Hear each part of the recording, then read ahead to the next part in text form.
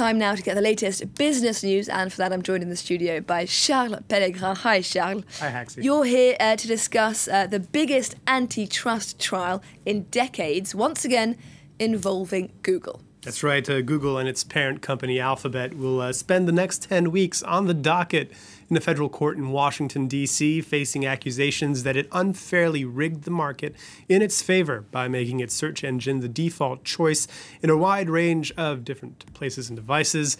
Well, to give you a sense of the company's dominant position and just how big of a group the U.S. government is taking on, well, Alphabet is currently worth $1.7 trillion and employs 182,000 people. A lot of its revenue, about 60%, comes from its $224 billion in annual ad sales that come as a result of the billions of searches that are done on the platform every day. Well, France 24 California correspondent Eric Pape tells us more about what this trial might mean for Alphabet. An antitrust case opening in Washington, D.C. on Tuesday will seek to answer an enormous question: whether the huge tech company Google and its parent company Alphabet Inc., which are worth $1.7 trillion, engaged in illegal practices to become the dominant force in the search space.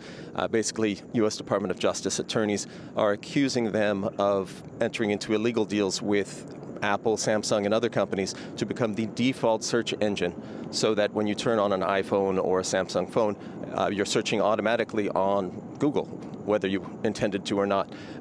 The argument is that this undermined competition, it undermined innovation, it stopped other companies from being able to be dynamic and grow in that space, and it gave an unfair advantage. Google, for its part, says it did nothing wrong. It says that the deals were not exclusive deals, and that people could change those settings, assuming that they know how to do it. One thing's certain, Google now powers about 9 in every 10 searches in the United States and across the world.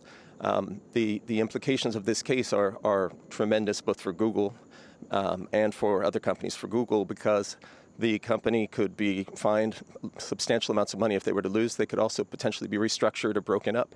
Other companies, this could set precedents for Amazon, it could set precedents for Apple and Facebook, its parent company Meta. So they will be watching very closely, as will many others. Well, Charles, staying in the tech space now, orders for shares of UK-based chip designer ARM are flying off the shelves ahead of an IPO. That's right. The $50 billion public listing will be the biggest in 2 years, according to several media reports. The banks underwriting it say they'll have to close the order book 1 day earlier than planned because of high demand. Shares are expected to go at a range of $47 to $51 a share. The company's sales have been flat in the most recent financial year, but its revenue is slated to accelerate strongly in the future on the back of the artificial intelligence boom. Shall take us through what we can see on the markets today? Well, let's have a look at what's happening on the European stock markets at the open. You can see most of them trading positively. The London FTSE up 0.25%, the Paris CAC 40 up 0.2%, the DAX trading flat. This still on the positive momentum we've seen in the last couple of days. And in Asia, shares in the major marketplaces are mostly trading in negative territory or flat, except for the Nikkei in Tokyo closing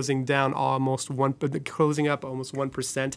The Hang Seng in Hong Kong down 0.1%, even as real estate group Country Garden saw its shares trade 8% higher after creditors agreed to extend repayments on 6 yuan bonds.